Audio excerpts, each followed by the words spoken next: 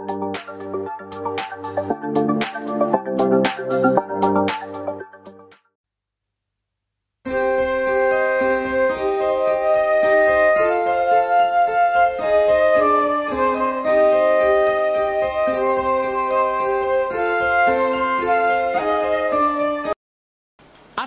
मोठा एक प्रश्न मी तुमच्या समोर मांडणार आहे. मनुष्य मेल्यावर त्याचं भूत बनतं का? बऱ्याच लोकांच्या डोक्यामध्ये तो प्रश्न आहे. एक व्यक्ती मेली आणि त्या मेलेल्या व्यक्तीचा आत्मा दुसऱ्या व्यक्तीला लागतो का?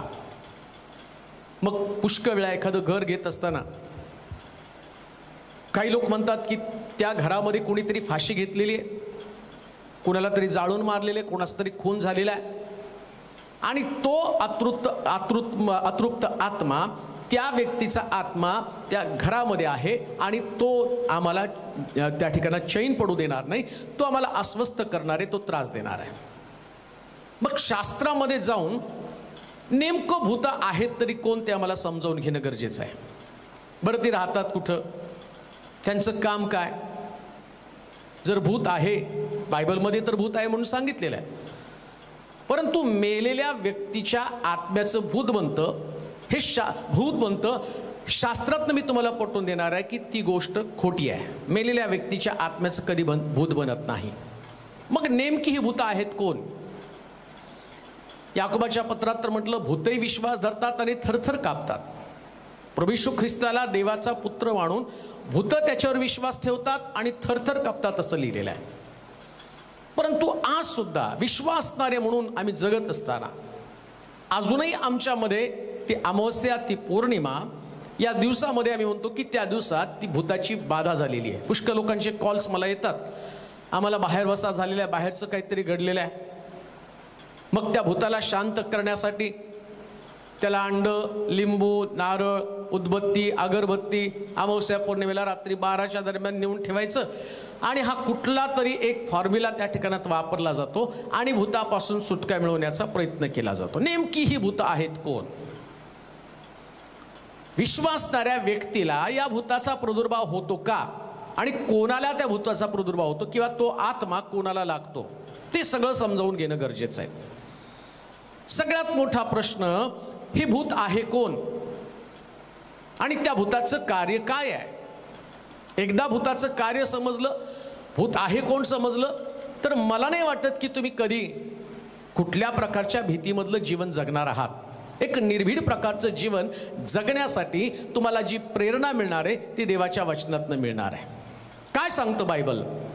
एक व्यक्ती मरती म्हणजे नेमकी ती कुठं जाते? आणि पुष्कळ वेळा मी म्हणतो नाही, त्या व्यक्तीला एका गुजराती मनुष्याचं भूत लागलं आणि तो गुजराती बोलू लागलेला आहे. एका मनुष्याला आणि पंजाबी व्यक्तीचं भूत लागलं आणि तो पंजाबी बोलू लागलेला आहे. मग दिसतं तर आम्हाला तसं, त्या व्यक्तीला तर ती भाषा येत नव्हती, परंतु तो व्यक्ती बोलत आहे, आमच्या डोळ्यासमोर ते चित्र आहे आणि ती व्यक्ती त्या भाषेमध्ये बोलत असताना ज्याला कधी ती भाषेचा संबंध नव्हता पण ती भाषा बोलत आहे. आणि मग त्या ठिकाणामध्ये आम्हाला प्रश्न पडतो, मग हे कसं काय? मग त्या सगळ्या प्रश्नाची उत्तरं शोधायला पाहिजे.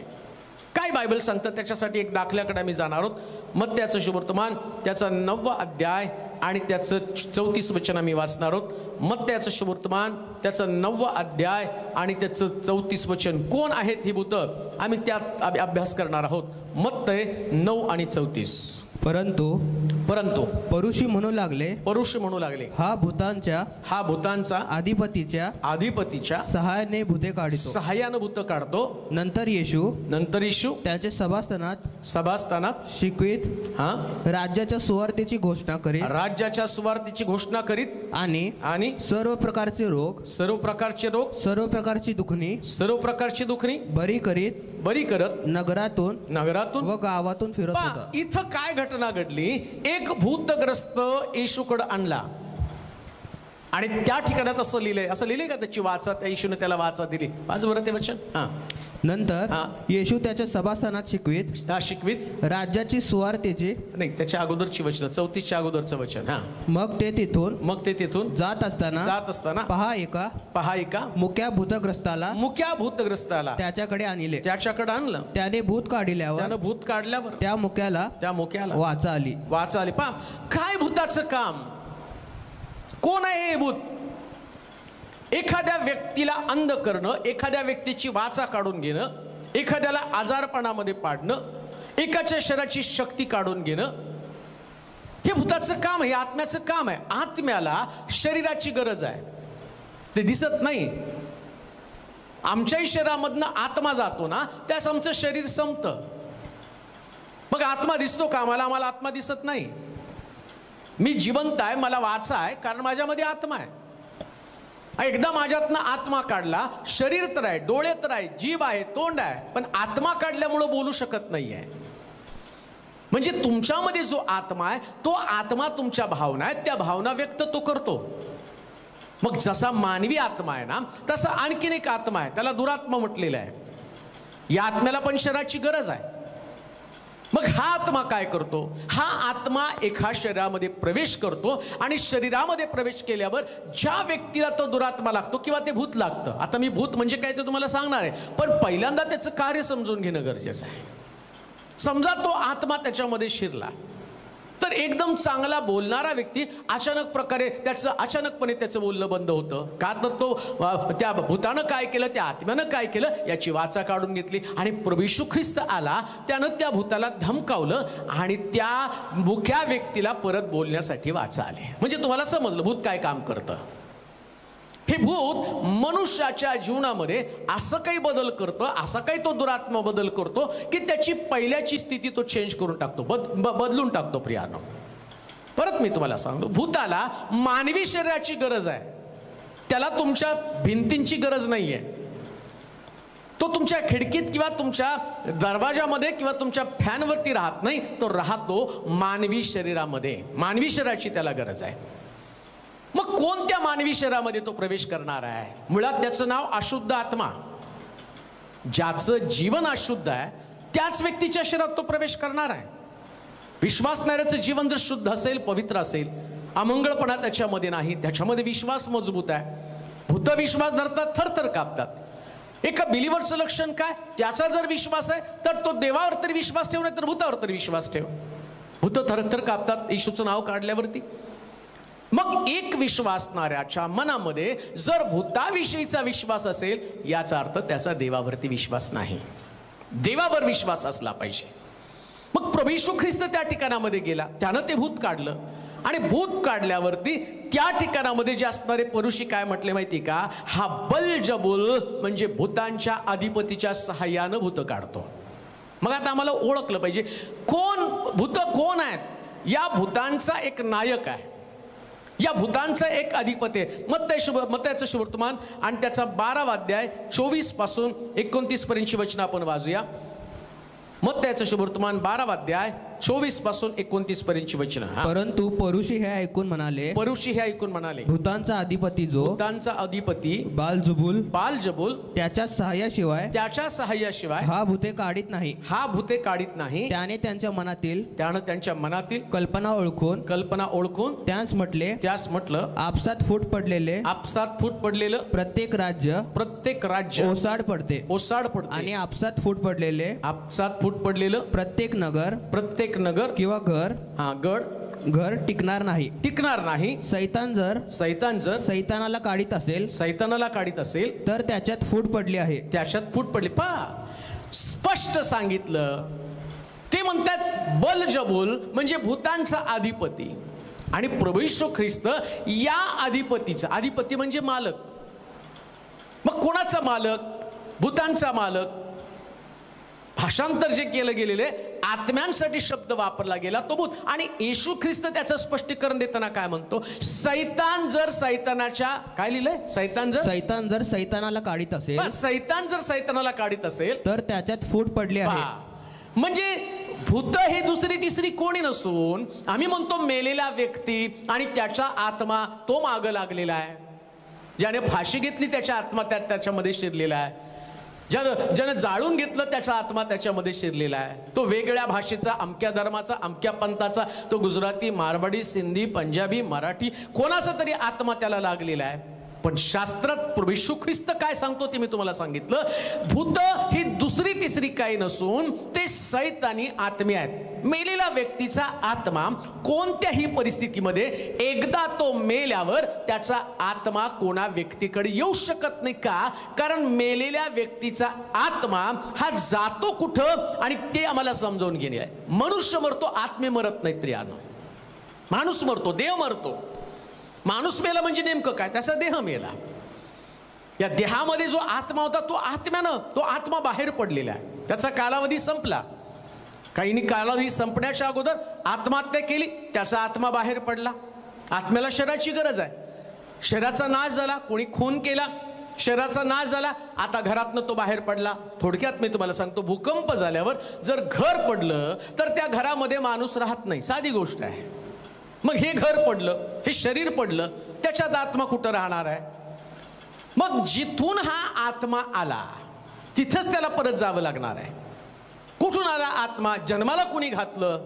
तुम्हाला जन्मानं देवाने तुम्हाला जन्माला घातलं. आणि बायबल काय सांगतं माहिती का? या जगात तुम्ही उपऱ्यानी प्रवासी, म्हणजे तुमचा आत्मा प्रवास करत होता, त्याचा प्रवास संपला, त्या आत्म्याला काढलं. आता हा आत्मा विसाव्यासाठी, हा आत्मा जिथं देवानं त्याची नियुक्ती केली तिथंच त्याला परत जावं लागणार आहे. कुठं जावं लागणार आहे? बायबल सांगतं की प्रभू येशू ख्रिस्त ढगावरती बसून येईल, त्यास मेलेले पहिल्यांदा उठतील. मग कोण मेलेले पहिल्यांदा उठतील म्हणजे नेमकं काय? तुमचं शरीर तर तिथं संपलं, खाल्लं किड्या मुंग्यानं. मग उठणार कोण? तुमच्या शरीराची तर आणि सगळी राख झालेली, मग उठणार कोण? हे जे आत्मे, माझा आत्मा मनोज तेलोरे मेल्यावर मनोज तेलोरेचा आत्मा कुठं जातो? वाचूया योबाचं पुस्तक 10 अध्याय 21 वचन. जर ही गोष्ट तुम्हाला समजली तर मला नाही वाटत की येणाऱ्या दिवसामध्ये तुमच्या मनामध्ये या भूतांविषयीची भीती तुम्हाला कधीच वाटणार नाही, कारण तुम्ही एक प्रबळ व्यक्ती बनणार आहे. कुठं जातो मेलेल्या व्यक्तीचा आत्मा? वाचूया योबाचं पुस्तक 10 अध्याय 21 वचन. मग जेथून परत येणे नाही, जेथून परत येणं नाही, अशा अंधाराच्या मृत्यूच्या प्रदेशात मी जाईन जेथे काळोख निबिड अंधकार आहे. अशा मृत्यूछायेच्या अस्ताव्यस्त प्रदेशात मी जाईन तिथला प्रकाश अंधकारच होय.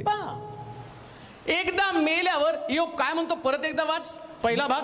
मग जेथून परत येणे नाही, जेथून परत येणं नाही. मग मेल्यावर आत्मा तिथे गेल्यावर परत येणं नाहीच ना. बायबल मध्ये दिले ते, मी म्हणाले नाही सांगत.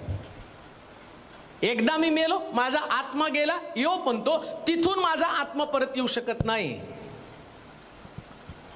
जर तुमचा शास्त्रावरती विश्वास आहे, मग मी तुम्हाला प्रश्न विचारतो, इथं असं लिहिलं त्याचा आत्मा परत येऊ शकत नाही, मग तो आत्मा फिरला कसा काय? अतृप्त आत्मा कसा फिरायला लागलेला आहे? कसं तुम्ही म्हणता अमक्याचा व्यक्तीचा आत्मा त्याला लागलेला आहे? मग कोणता आत्मा? आता तेही समजून घ्यायला पाहिजे. मग उत्तर तर शोधलं पाहिजे, हा नाही तर दुसरा कोणतरी आहे, हे नाही तर दुसरं कोणतरी आहे, आणि त्याला तुम्ही ओळखलं, मग तुमच्याकडे प्रॉब्लेम राहणार नाही, मग तुमच्याकडे समस्या राहणार नाही, मग तुमच्याकडे भीती राहणार नाही. मग तुम्ही कोण आहात आणि तुमचं जीवन कशा पद्धतीने त्याला तुम्ही तोंड देऊ शकता, कसं तुमच्या भीतीमधनं तुम्ही बाहेर पडू शकता, हे तुम्हाला समजावून घेणं गरजेचं आहे. शास्त्र सांगतं, पुरुषांनी आक्षेप घेतला, ते म्हटले की हा बलजबूल म्हणजे भूतांचा अधिपती आहे. येशू म्हणतो सैतान जर सैतानाला काढत असेल, ते म्हटले तू बलजबूल भूतांचा अधिपती आहेस, त्याच्या साह्याने तू भूत काढतोस. मग येशू म्हटला समजा मी सैतान आणि मी सैतानाला काढतो, म्हणजे तो भूत म्हणजे दुसरं तिसरं कोणी नसून ते सैतानी आत्मे आहेत, 1/3 देवदूत जे स्वर्गातनं खाली टाकलेले आहेत. आणि या खाली टाकलेल्या देवदूतांचा अधिपती कोण? तो सैतान, लुसिफर. आता हे तर बायबलमधनं क्लिअर झालं. काय क्लिअर झालं? मी मेलो, माझा आत्मा त्या अंधकाराच्या खोलीमध्ये जाईल, त्या निबिड काळोखामध्ये जाईल, त्या ठिकाणातनं मला परत येता येणार नाही. कधी परत येणार आहे? कधी मी उठणार आहे? प्रभू येशू ख्रिस्त ढगावरती बसून आल्यावर माझा आत्मा उठणार आहे आणि तोपर्यंत तो विसावा पावणार आहे. शास्त्र सांगतं झोपी गेलेल्या आत्म्यांविषयी तुम्ही अजान असू नये. माझा आत्मा झोपलेला आहे. हे आत्मे झोपतात. कुठपर्यंत झोपतात? विसावा घेतात. कुठपर्यंत विसावा घेतात? प्रभू येशू ख्रिस्त येईपर्यंत विसावा घेतात. आता झालं काय माहिती का? सैतानाच्या मनामध्ये पहिल्यापासून एक योजना होती. सैतान वास्तविक पाहता स्वर्गामध्ये राहत होता. स्वर्गामध्ये राहताना देवाची आराधना, देवाची उपासना, देवाचं गौरव त्यानं पाहिलं, त्याचं सिंहासन त्यानं पाहिलं, काय सुंदर आणि प्रभूचं राज्य, ते राज्य त्यानं पाहिलं आणि त्याच्या डोक्यामध्ये कल्पना आली. एचकेलच्या पुस्तकामध्ये आम्ही वाचणार आहोत 28व्या अध्यायात, 28 अध्याय 11 पासून 17 पर्यंतचं वचन. म्हणजे तुम्हाला कळेल की नेमकं हे भूत काय आहेत आणि त्या भूतांचा अधिपती कोण आहे. एचकेलचं पुस्तक 28वा अध्याय 11 पासून 17 पर्यंतची वचनं. एचकेलचा ग्रंथ 28वा अध्याय 11 पासून 17 पर्यंतची वचनं. पुन्हा परमेश्वराचे वचन, परमेश्वराचं वचन मला प्राप्त झाले की मानवपुत्रा सोरेच्या राजाविषयी, सोरेच्या राजाविषयी विलाप करून त्याला सांग. प्रभू परमेश्वर म्हणतो, तू पूर्णतेची मुद्राच आहेस, तू ज्ञानपूर्ण व सर्वांग सुंदर आहेस. देवाची बाग एदेन यात तू होतास. अलाक पुष्कराज हीरा लसना गोमेद यास्फे नीलमणी पाच माणिक व सोने असे अनेक तऱ्हेचे जवाहीर तुझ्या अंगभर होते. खंजिऱ्या व बासऱ्या यांचे कसब तुझ्या येथे चालत असे. तुला निर्मिले त्या दिवशी त्यांची योजना झाली. तू पाखर घालणारा अभिषिक्त करू होतास. मी तुझी तशी योजना केली होती. तू देवाच्या पवित्र पर्वतावर होतास. तू अग्निप्रमाणे झगझगणाऱ्या पाषाणातून हिंडत असत. तुला निर्माण केलेल्या दिवसापासून तुझ्या ठाई अधर्म दिसून येईपर्यंत तुझी चाल चलवणूक यथायोग्य होती. तुझा व्यापार मोठा असल्यामुळे तुझ्या हृदयात अपकार बुद्धी शिरून तू पातक केलंस. म्हणून मी तुला भ्रष्ट समजून परमेश्वराच्या पर्वतावरून लोटून दिले. हा सैतान स्वर्गामध्ये राहत होता. देवानं त्याची विशेष प्रकारची योजना केली होती. बासऱ्या खंजिऱ्या याचं कसब दिलेलं होतं. वेगवेगळ्या प्रकारच्या रत्नानं त्याला शोभायमान केलेलं होतं. त्याची चालचलणी ठीक होती. तो देवाच्या उपासनेचा भाग होता. परमेश्वराची उपासना करणं याच्यासाठी त्याची नियुक्ती केली होती.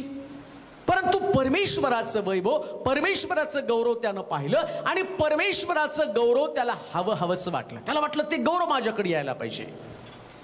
पण तो काही अतिशय कुरूप स्वरूपाचा नव्हता. तो देखना, तो सर्वांग सुंदर.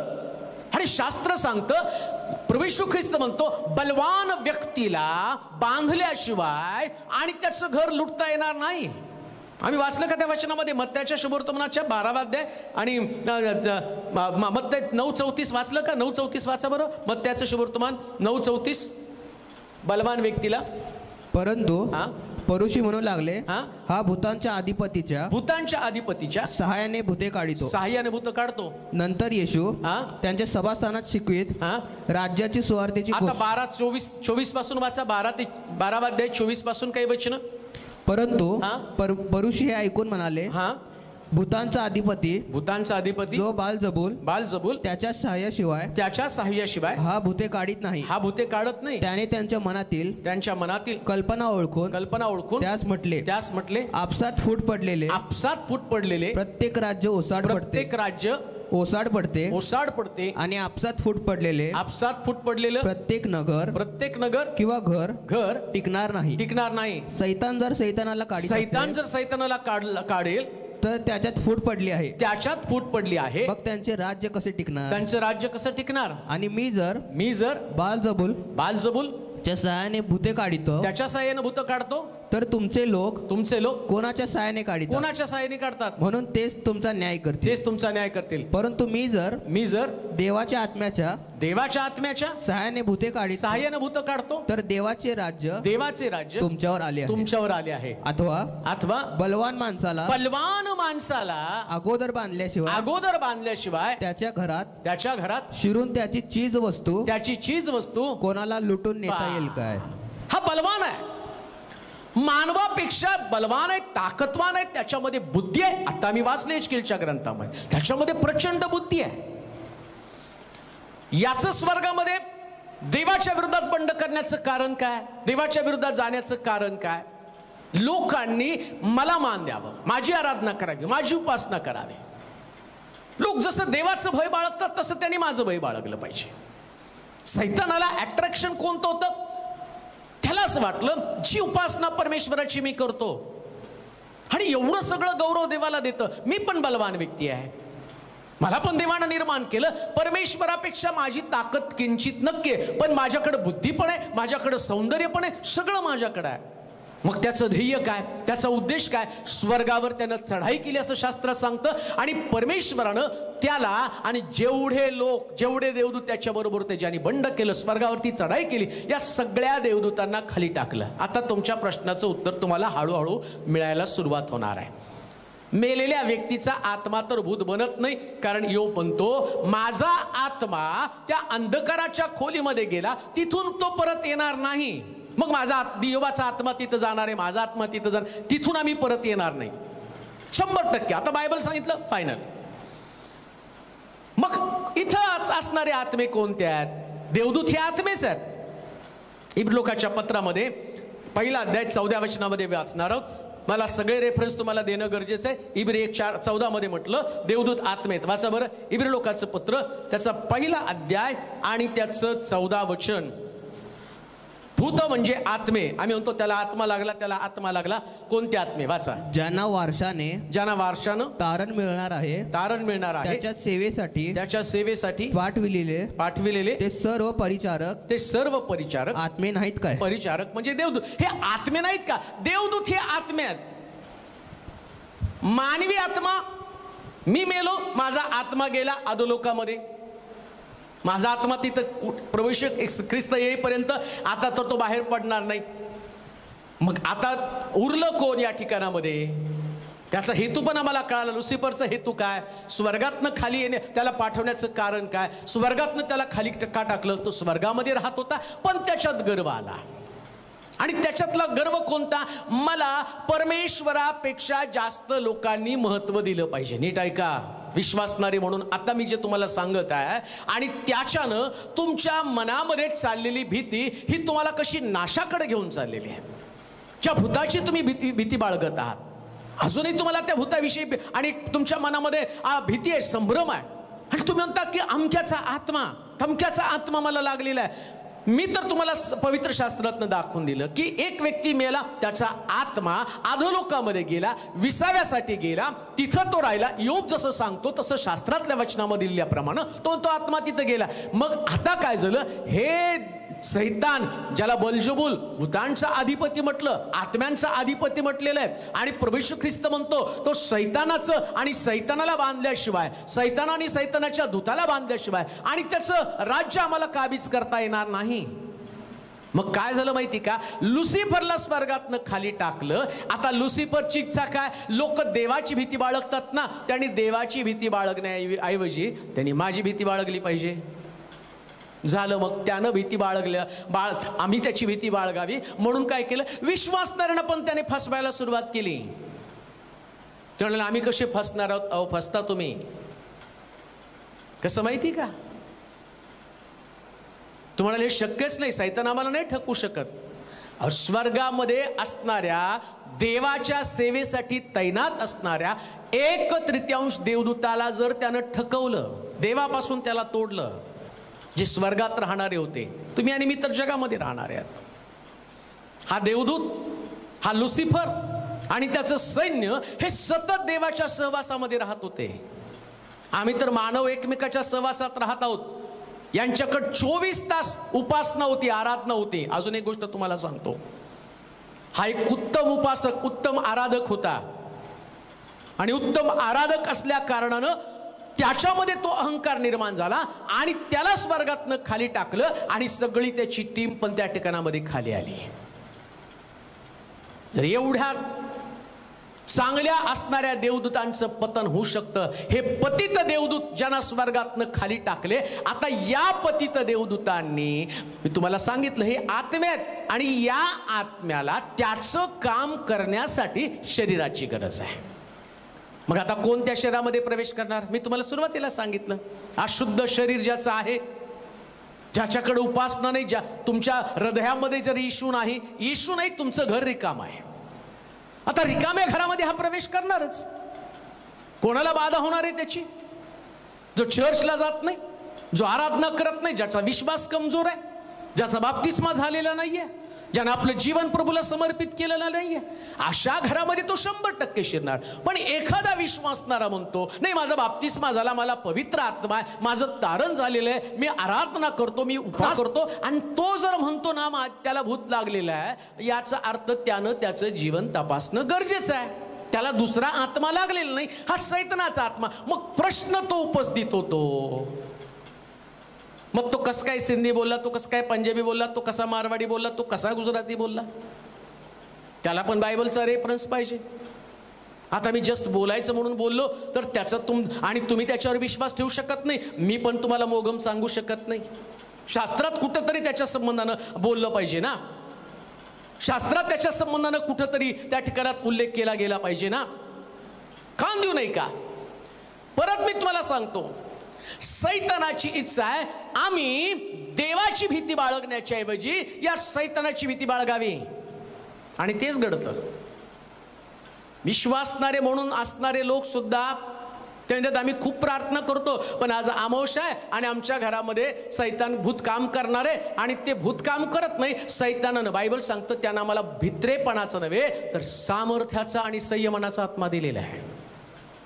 मग तुम्ही बिलीव्हर्स आहात आणि तुम्ही तर त्याला घाबरता. आणि याकोबाच्या पत्रात म्हटलं, भूते विश्वास धरतात, थरथर कापतात. ते थरथर देवाला, येशूला थरथर कापतात, आणि तुम्ही त्याला थरथर कापता.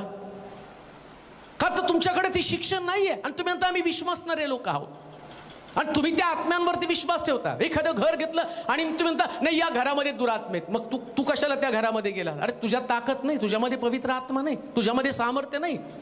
काय त्या पवित्र आत्म्याला लक्षात घ्या, पिता, पुत्र आणि पवित्र आत्मा, 3 व्यक्ती आम्ही त्रैक्य मानतो ना. देवानं आपल्या पुत्राला पाठवलं, पुत्र म्हणतो मी आणि पिता एकच आहे. ज्याने मला पाहिलं त्यानं पित्याला पाहिलं. जी कार्य माझा पिता करतो माझ्याकडनं करून घेतो, पिता असलेली कार्य मीच करतो. आणि मग तो काय म्हटला, मी जातो आणि तुमच्यासाठी कैवारी आत्मा पाठवतो, पवित्र आत्मा येईल आणि तुम्हाला सामर्थ्य प्राप्त होईल. मग तुम्हाला सामर्थ्य प्राप्त होत पवित्र आत्म्याच्या द्वारे झालं. मग आता तुमच्याकडे बलवान आत्मा पवित्र आत्मा आहे. मग पवित्र आत्मा तुमच्याकडे असताना हा दुरात्मा तुमच्यामध्ये कसं काम करेल? हा दुरात्मा तुमच्या घराला कसं उद्ध्वस्त करेल? मग तुमचा का विश्वास आहे की अमका व्यक्ती मेला आणि त्याचा आत्मा लागलेला आहे? अजून सुद्धा विश्वासणाऱ्यांच्या डोक्यामध्ये या अंधश्रद्धा आहेत. कब्रस्तानकडनं गेल्यावर त्यांना भीती वाटतीस. अजून सुद्धा कब्रस्तानच्या जवळून जाताना बऱ्याच ठिकाणामध्ये ते लोक म्हणतात नाही, मटणाचं कालवण घेऊन जाताना त्याच्यात कोळशे टाका आणि त्याच्यात मीठ टाका, मग भूत नाही लागणार. काय त्या कोळशाचा आणि मिठाचा त्या भूताशी संबंध आहे? कुठं सांगितलंय शास्त्रामध्ये असं? कुठं लिहिलंय तो कब्रस्तानमध्ये? बायबल तर सांगतं तुमचं झगडणं रक्तमांसाबरोबर नाही, सत्ता, अधिकार व आकाशातला दुरात्मा समूह. तो आकाशामध्ये आहे. आकाशामधनं मानवी जीवनावरती प्रभाव टाकतो, आणि त्याला कधी कधीशी वाटतं की चला या विश्वासणाऱ्यांमध्ये गडबड गोंधळ निर्माण करावी. कान देऊ नाही का? तुम्हाला बलवान व्हावं लागणार आहे. हे भूत अशी तशी निघत नाहीत, हे दुरात्मे आहेत आणि स्ट्रॉंग आहेत. ते तुमच्यापेक्षा, मानवापेक्षा स्ट्रॉंग आहेत. आणि मग आम्ही पाहतो प्रभू येशू ख्रिस्त डोंगरावरती प्रार्थनेसाठी गेला. पेत्र, याकोब, योहान 3 जण येशू बरोबर डोंगरावरती प्रार्थनेसाठी गेले, आणि एका व्यक्तीला, दुरात्मा लागलेल्या व्यक्तीला इकडं काही लोक घेऊन आले, आणि ती त्याच्यातलं भूत काढायचा प्रयत्न करतात, आणि ते भूत त्यांच्याच्यानं निघवना, आणि मग कितीतरी तास झाले ते भूत निघेना. मग येशूवरून खाली आला. त्याने त्या लोकांनी शिष्यांचे गाराणे केले, काय तुमचे शिष्य यांच्याच्याने भूत निघत नाही? येशू गेला, त्या भूताला धमकावलं, आणि ते भूत त्यातनं निघून गेलं. मग का त्याच्यातलं भूत निघालं नाही? 12 येशूचे शिष्य या 9ला ते का निघालं नाही? कारण हे वरच्या अनुभवात नव्हते, वरील सामर्थ्य त्यांच्याकडे नव्हतं. मग येशू म्हटला, असली जात उपवास आणि प्रार्थने वाचून निघत नाही. कोणती जात?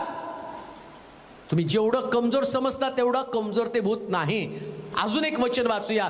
मग तो मग त्या प्रश्नाचं उत्तर मला तुम्हाला द्यायचं की मग हे नेमकं वेगवेगळ्या भाषा बोलणारे आत्मे कसे काय, ते कसे काय वेगवेगळ्या भाषा बोलतात, त्याच्यासाठी एक वचन आम्हाला वाचणं गरजेचं आहे. दुसरे करंथीकराचं पत्र 11 अध्याय आणि त्याचं 14 वचन. दुसरे करंथीकराचं पत्र 11 अध्याय 14 वचन.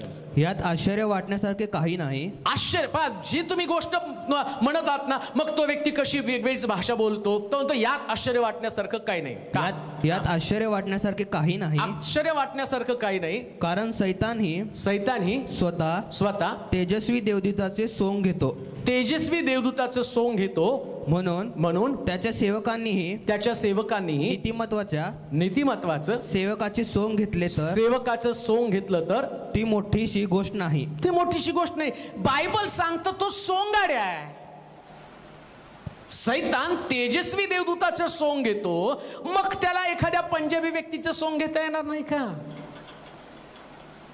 भाषेचा जनक देव आणि देव स्वर्गामध्ये असताना स्वर्गातलं सगळं रहस्य याला माहिती, सगळ्या भाषा त्याला माहिती आहे. एदेन बागेत कोणती भाषा बोलली, हा बायबल सांगतं तो देवापेक्षा किंचित कमी.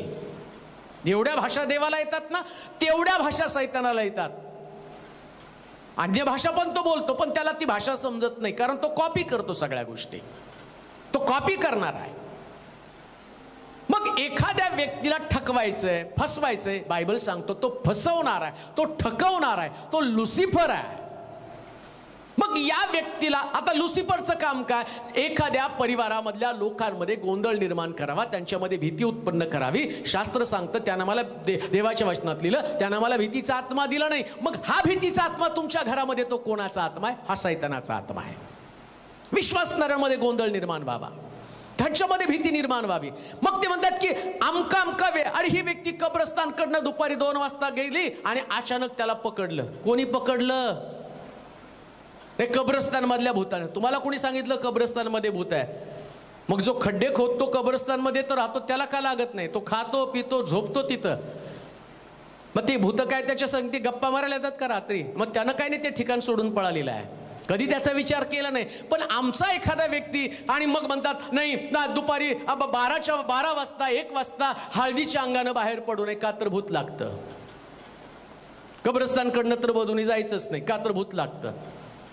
सैतानाला तर मोठा इंटरेस्ट त्याच्यामध्ये. अरे वा, याला असं वाटतं की मी त्यांच्यामध्ये यावं, हे वेलकम करत आहे, ये म्हणून मला म्हणत आहे. आणि बरोबर तुम्ही त्याच्यावर जर तुमचा विश्वास असला, मग तुम्ही कब्रस्तानमधनं नाही, घरात नाही, कुठून फिरा, आपोआप भूत पकडतं. आई म्हणतो भूत लागलं, आणि मग ते वेगवेगळ्या भाषेत बोलायला लागतं. आणि तेवढ्यात आमचं संभ्रम होतं. सोंगाड्यानं सोंग केलं. बायबल सांगतो तो सोंगाड्या आहे, तो सोंग घेणारा देवदूत आहे, आणि त्यानं वेगळं सोंग घेतलं, कन्नडी बोलायला लागलं. याला येत नव्हतं कन्नडी, अचानक यायला लागलं कन्नडी. पुरावा काय? पवित्र आत्मा 120 लोकांवरती माडीवरती आला. त्या पवित्र आत्मा आल्यावर बायबल सांगतं या लोकांनी वेगळ्या भाषेमध्ये बोलताना ऐकलं. पवित्र आत्मा आल्याचं चिन्ह. पवित्र आत्मा भाषा देतो ना, तसा दुरात्मा एखाद्या व्यक्तीमध्ये, ऐका नीट, पवित्र आत्मा आल्यावर पण भाषा येते, दुरात्मा आल्यावर पण भाषा येते. म्हणून हे आत्मे कोणते? 1/3 देवदूत जे स्वर्गातनं खाली टाकले ना, हे आत्मे खाली पडल्यावर ते पण भाषा बोलतात, वेगवेगळ्या भाषा. म्हणून गोंधळून जाऊ नका, तो मेलेल्या व्यक्तीचा आत्मा नाही. हे 1/3 देवदूत जे सैतानाचे हस्तक आहे, हे हस्तक खाली आले आणि या आत्म्यानं या मानवाला, पृथ्वीवरच्या मानवाला गोंधळामध्ये टाकण्याचं काम केलेलं आहे. अजून एक गोष्ट तुम्हाला सांगतो, मला वाटतं त्याच्यासाठी लुकाचं शुभवर्तमान 20 अध्याय 34 पासून 36 पर्यंत वचन आपण वाचूया. लुकाचं शुभवर्तमान त्याचा 20 अध्याय आणि 34 पासून 36 पर्यंतची वचन. येशूने त्याला म्हटलं, या युगातले लोक लग्न करून घेतात व लग्न करून देतात, परंतु ते युग व मेलेल्यातून पुनरुत्थान ही प्राप्त करून घ्यावयास जे योग्य ठरतील ते लग्न करून घेणार नाही, व लग्न करून देणारही नाहीत, करून देणारही नाही, आणि ते पुढे मरणारही नाहीत. मरणार पण नाही. प्रॉब्लेम काय माहिती का, देवानं माणूस मातीपासून निर्माण केला. आता नीट आहे का, मातीपासून देवानं माणूस का निर्माण केला? कारण बायबल सांगतं देवदूत मात्र आत्मे आहेत. देवानं मातीपासून मानव निर्माण केला आणि त्याच्यात आत्मा घातला. आता आत्मे मरतच नाहीत. प्रॉब्लेम काय आत्म्यांचा, ते मरतच नाहीत. म्हणून नरकामध्ये पण आत्मे टाकले ना, तर त्या ठिकाणात म्हटलं अनंतकालचा मृत्यू. अनंतकालचा मृत्यू म्हणजे काय? मृत्यू तर माणूस मेल्यावर एका क्षणामध्ये सगळं संपतं, पण आत्मे मरतच नाहीत ना. मी ज्या दिवशी मरल ना, माझा देह मरणार आहे, आत्मा नाही मरणार. शास्त्रात लिहिलंय तसं, माझा देह मरणार फक्त. या देहाला प्रभू येशू ख्रिस्त आल्यावर पुन्हा आणि पुनरुत्थानाचा अनुभव आत्म्याला येणार आहे, देह मात्र मातीमध्ये जाणार आहे. आता देवदूत आत्मे आहेत. हे लुसिफरला जे खाली टाकलं ना, तो पण आत्मा आहेत, आणि 1/3 पण ते पण आत्मे आहेत. मग बरेच लोक म्हणतात ना, मग एवढा गोंधळ करण्यापेक्षा या आत्म्यांना त्याचा काहीतरी बंद. अहो, ते मरणारच नाहीत ना, त्यांचा न्याय होणार आहे. नंतर त्यांच्यासाठी अधोकुपीमध्ये त्यांना बंद करणार आहे, अग्नीच्या गंधकामध्ये त्यांना बंद करणार आहे. अग्नीच्या सरोवरामध्ये का त्यांना बंद करणार आहे? कारण शास्त्र सांगतं त्यानं आपले सेवक वायू आणि अग्नी असे बनवलेले आहेत. देवदूत हे अग्नीच आहेत, आणि आम्ही पाहिलं पर्वतावर तो अग्नीसारखा फिरत होता. परमेश्वर सुद्धा आम्ही पाहतो की ज्या मोशेशी बोलत असताना अग्नीच्या रूपानं प्रगट झालेले आहेत त्या सिनाई पर्वतावरती. देव पण अग्नी आहे, देवदूत पण अग्नी आहेत. मग या लुसिफरला आणि त्याच्या दूतांना या अग्नीच्या सरोवरात, त्यांची जागा कुठं? अग्नीचं सरोवर. ज्या ठिकाणात त्याला काढलं तिथं परत टाकणार आहे. त्या अग्नीचं सरोवर हे अग्नीला अग्नीमध्येच टाकलं जाणार आहे, अजून पेटणार आहे. त्याला तिथं बांधून ठेवणार आहे, 1000 वर्ष बांधणार आहे. तो नाही माझा शास्त्राचा भाग. पण मला तुम्हाला सांगायचं, हे देवदूत जे आहेत यांना स्वर्गातनं खाली टाकलं, आणि टाकण्यामागचं कारण काय ते पण जाता जाता तुम्हाला सांगतो. ते लग्न करून घेत नाहीत आणि लग्न करत नाही. देवदूतांनी लग्न करायचं नाही. एक गोष्ट आता तुम्हाला सांगतो, आता तुम्ही त्याच्यावर विश्वास ठेवू नका, पण लोकांच्या कल्पना आहेत. नवविवाहितेला लवकर भूत लागतं. का लागतं माहिती का? विश्वासणाऱ्यांच्या बाबतीत नाही मी सांगत, अविश्वासणाऱ्यांच्या बाबतीमध्ये का लागतं? देवदूताला लग्न करण्याची परमिशन नाही. पण असं लिहिलंय उत्पत्तीच्या पुस्तकामध्ये, जर तुम्ही गेलं तर ते मी तुम्हाला वाचून दाखवणार नाही, परंतु असं लिहिलंय. 2 पेत्र त्याचा 2रा अध्याय 4थ्या वचनामध्ये आधी वाचा. 2 पेत्र 2रा अध्याय आणि 4थं वचन. 2 पेत्र 2रा अध्याय त्याचं 4थं वचन आम्ही वाचणार आहोत. 2 पेत्र 2रा अध्याय 4थं वचन. त्यानंतर यहुदाचं पत्र 6वं वचन पण वाचणार आहोत. कारण ज्या देवदूतांनी पाप केलं त्यांची देवाने गय केली नाही, तर त्यास नरकात टाकलं आणि न्याय निवाड्यासाठी राखून अंधकारमय खाड्यात ठेवलं. त्याने प्राचीन जगाचीही गय केली नाही. पतित देवदूत, ज्या देवदूतांनी पाप केलं, मग आता देवदूत कोणतं पाप करणार आहे? कसं काय देवदूतांनी पाप केलं? देव त्यांच्यावर एवढा का संतापला? मत्त्याच्या शुभवर्तमान, लुकाच्या शुभवर्तमानामध्ये आम्ही वाचलं, देवदूत लग्न करत नाहीत. त्यांना भावना आहेत, आपल्यासारख्याच भावना आहेत, पण त्यांना लग्न करण्याची परमिशन शास्त्रामध्ये नाही. म्हणून एक गोष्ट ध्यानात ठेवा, देवाचंही लग्न झालेलं नाही. देव देवदूताला लग्न करू देत नाही, स्वतः लग्न करेल तर देव अन्याय होईल. बरेच लोक म्हणतात देवाची बायको आहे, देवाच्या बायकोचं हे नाव, देवाच्या बायकोचं ते नाव. देवाला बायको नाही, देवदूत स्वर्गामध्ये लग्न करत नाहीत. मग देव सुद्धा त्याचंही लग्न झालेलं नाही, तो निर्माता आहे. त्या निर्मिती संबंधानं मी दुसऱ्या एपिसोडमध्ये तुम्हाला समजावून सांगणार आहे. परंतु इथे एक गोष्ट ध्यानात ठेवा, देवदूत पतित झाले म्हणजे काय? उत्पत्तीच्या पुस्तकामध्ये आम्ही पाहतो, देवपुत्र मानव कन्यांपाशी गेले आणि ते त्यांच्यापासून महावीर जन्माला आले असं लिहिलंय. मग कोण देवपुत्र आहेत? या देवपुत्राला शब्द, देवदूताला दुसरा शब्द कोणता असेल तर देवपुत्र. देवदूत स्वर्गातनं खाली येत होते, मानव कन्या त्यांनी पाहिल्या, त्यांना असं वाटलं सुंदर आहेत, मग त्यांनी त्यांच्याशी संबंध ठेवले आणि मग आम्ही पाहतो ते पतित झाले. स्वर्गामध्ये या गोष्टीला परमिशन नाही. स्वर्ग स्वच्छ आहे. आणि तिथं असं लिहिलं, प्रकटीकरणाच्या पुस्तकामध्ये म्हटलं, स्त्री संघानं मलिन झालेले 1,44,000 लोकांवरती शिक्का मारण्यात आला, जे स्त्री संघानं मलिन. मानवी दृष्टिकोनातून तुम्ही विचार केला तर त्या ठिकाणी तुम्ही म्हणाल नाही लग्न करणं चांगलं आहे, पण स्वर्गामध्ये ती गोष्ट मान्य नाही. ते वेगळ्या प्रकारची जमात आहे, वेगळ्या प्रकारचे लोक आहेत. देवदूत लग्न करत नाहीत आणि करून घेत नाही, ते मरत पण नाही. प्रॉब्लेम काय झाला, ये देवदूत स्वर्गातनं खाली आले, ते मानव कन्यांशी त्यांनी व्यवहार केला आणि देवाने त्याला पती देवदूत म्हणून बाजूला काढलं. आता ते पतीच झाले. म्हणून असं मी म्हणतो बरं का, बायबल मधला सिद्धांत नाही. काही लोक म्हणतात ना की बापरे नवीन लग्न झालेल्या बाईला तो बादलं देवदा त्या दूताने किंवा भूताने पछाडलं. याचं कारण असं असू शकेल, मी नाही तुम्हाला त्याच्यावर जोर देत. त्यांची लग्नाची अतृप्त देवदूतांची इच्छा असेल, ते पती झालेले भूत त्या भूतांची इच्छा असेल, त्यांना ते पकडत असतील. परंतु एक गोष्ट ध्यानात ठेवा, जर मी येशूच्या रक्ताखाली आहे, जर माझ्यामध्ये प्रभू आहे, जर मी जिवंत देवाची ओळख पटलेली आहे, तर भूतांवर विश्वास ठेवू नका, सर्व समर्थ देवावर विश्वास ठेवा. जगामध्ये जो आहे त्याच्यापेक्षा तुमच्यामध्ये आहे तो सामर्थ्यवान आहे. हे देवदूत तुमचं काही करू शकत नाही, पतीत झालेले देवदूत. आणि म्हणून लक्षात घ्या, भूत मेलेल्या व्यक्तीच्या आत्म्याचं भूत कधीच बनत नाही आणि ते कधीच त्या व्यक्तीचा आत्मा दुसऱ्या व्यक्तीला लागू शकत नाही. हा कदाचित स्वप्नात तुमच्या येतील तुमचे प्रियजन, ते तुमच्या मेंदूमध्ये साठलेलं असतं. म्हणून काही लोक म्हणतात नाही आता वर्ष झालं आणि त्यांच्या आत्म्याला थंड करायचं. ते आत्मे अधोलोकात आहेत, कशाला थंड करतात? फिरायला येतात का तुमच्याकडे भेटायला? वर्षाला त्याला जीव घाला, वर्षाला त्याचं काहीतरी सांत्वन करा, कब्रस्तानकडे जा, आमचे पूर्वज तिथं झोपलेत. तुम्हाला कोणी सांगितलं? उकरून बघा, तिथं किडेत सारे. तुमचे पूर्वज तर गेले, योबाच्या पुस्तकात सांगितल्याप्रमाणे. थेसलोनिकराच्या पत्राच्या पहिले थेसलोनी 4:11 सांगितलं, मरण म्हणजे आत्म्याची झोप आणि विसावा. वाचता का थेसलोनिकराचं पहिलं पत्र 4था अध्याय त्याचं 11 वचन जर आम्ही पाहिलं तर तुम्हाला तिथे दिसेल, मरण म्हणजे दुसरं तिसरं काही नसून ते आत्म्याचा विसावा किंवा झोप आहे. वाचूया. बाहेरच्या लोकांबरोबर सभ्यतेने वागावे, सभ्यतेने वागावं आणि तुम्हास कशाचीही गरज पडू नये, कशाची गरज पडू नये म्हणून आम्ही तुम्हास आज्ञा केल्याप्रमाणे. पहिले थेसलोनिकराचं पत्र 4था अध्याय 11 वचन. हा,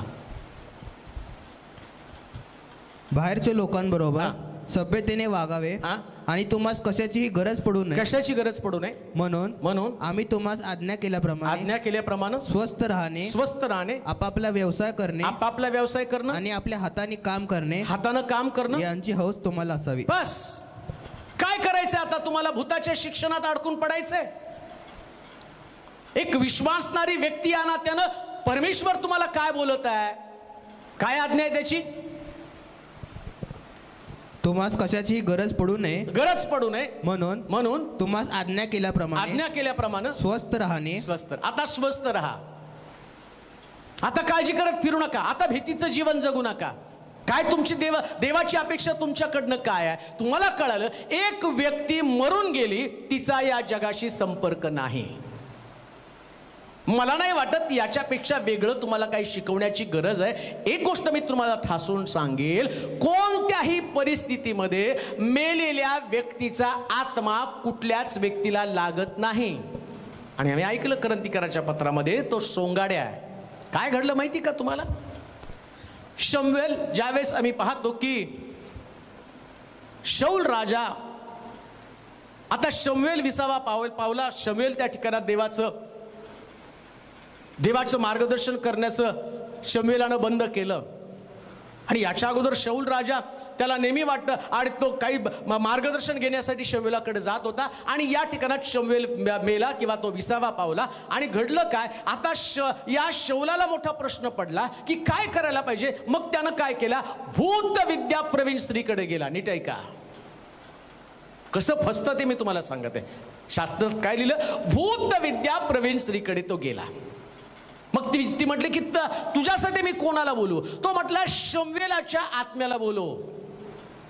आणि आम्ही पाहतो ती बाई म्हणती, तिने बोलवलं त्या आत्म्याला आणि ती बाई म्हणते, अरे तू काय केलंस तू? आणि तो म्हणतो, तुला कोण दिसतं? ती म्हणते, कोणीतरी देव वर येत असलेला मला दिसत आहे. देव वर येत असलेला आणि देवासारखा व्यक्ती वर येत असलेला मी पाहत आहे. ती म्हणते, तू काय केलंस? आणि तू एका देवाला माझ्यासाठी बोलवलेलं आहे. मला तुम्हाला प्रश्न विचारू द्या, शमूएल देव होता का? शमूएल देव नव्हता, तो संदेष्टा होता. पण भूतविद्या प्रवीण स्त्री काय म्हणती माहिती का? मी देव वर येत असलेला पाहिला. आता उलगडा होतो का? सैतानाची पण अपेक्षा काय होती? लोकांनी त्याला देव, स्वर्गातल्या देवाला देव म्हणण्याचे जे मला देव म्हणावं. करंदीकराच्या पत्रामध्ये पाहिलं, सोंगाड येतो, सोंग घेऊन येतो. आता ज्या शमूएलाच्या आत्म्याला बोलवण्याचा समय आला, त्यावेळेस शमूएलाचा आत्मा, तर असं काही जगामध्ये एवढी ताकद आहे का की शमूएलाच्या आत्म्याला जिथं विसावा पावलेला आहे आणि त्या ठिकाणातनं एक भूतविद्या प्रवीण स्त्री शमूएलाच्या आत्म्याला कसं बाहेर काढू शकेल?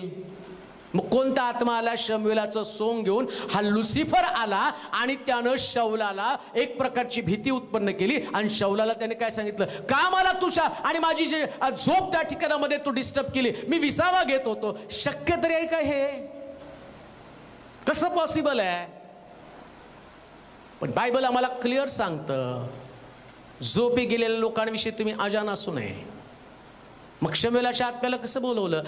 ती भूतविद्या प्रवीण स्त्री असल्या कारणानं आता ती सगळं भूतांचं मार्गदर्शन, शास्त्रात सांगितलं ना, भूत भूताला मदत करतं, त्याचं राज्य टिकावं.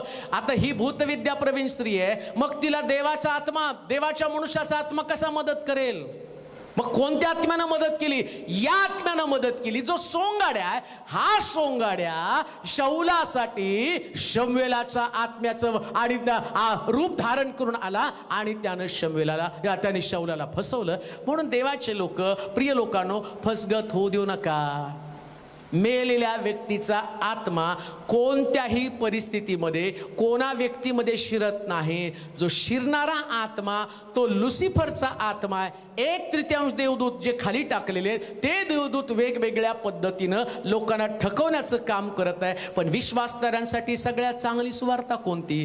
जगामध्ये जो आहे त्याच्यापेक्षा तुमच्यामध्ये आहे तो सामर्थ्यवान आहे. आणि तुम्हाला या जगामध्ये भिण्याचं कारण नाही, कारण त्यांच्याकडं दुरात्मा असला तरी आमच्याकडे पवित्र आत्मा आहे. आणि पवित्र आत्मा या दुरात्म्यावरती वरचढ आहे. आणि म्हणून जसं येशू ख्रिस्ताला पाहिल्यावर ज्या मनुष्यामध्ये 6000 भूत होती आणि ती भूत येशूला पाहिल्याबरोबर असं म्हटलं, ते खिंसाळू लागले आणि म्हटले, हे परात्पर देवाच्या पुत्रा, तू आमच्यामध्ये का पडतोस? आणि ते म्हटले, येशूला पाहिल्याबरोबर ते म्हटले, आम्हाला त्या डुकरांमध्ये शिरण्याची आज्ञा कर. अहो, जिथं येशू असेल तिथं त्या मनुष्यामध्ये भूत कशी शिरतील? बायबल सांगतो येशू तिथं होता आणि ते म्हटले, आम्हाला डुकरामध्ये जाण्याची आज्ञा कर. लक्षात ठेवा, डुक्कर हे अशुद्ध प्राणी आहे. म्हणून मी तुम्हाला सांगतो, ज्याचं जीवन अशुद्ध आहे त्याच व्यक्तीमध्ये हा दुरात्मा प्रवेश करतो, हे भूत प्रवेश करतं. परंतु चांगल्या व्यक्तीमध्ये, धार्मिक व्यक्तीमध्ये, ज्याच्यामध्ये ख्रिस्त आहे त्याच्यामध्ये कुठल्याच प्रकारचा दुरात्मा प्रवेश करू शकत नाही आणि त्याला कुठल्या बंधनामध्ये टाकू शकत नाही. म्हणून एक गोष्ट ध्यानात ठेवा, या परत कधी आलं तर मी तुम्हाला आणखीन काही गोष्टी सांगेल. पण एक गोष्ट मी सांगतो, मेल्यावर कोणत्याही व्यक्तीचा आत्मा भूत बनत नाही. भूत जगात अस्तित्वात आहेत, परंतु सैतान आणि त्याचे 1/3 देवदूत हे पृथ्वी तलावर माणसामध्ये भीती निर्माण करण्याचं काम करत आहे.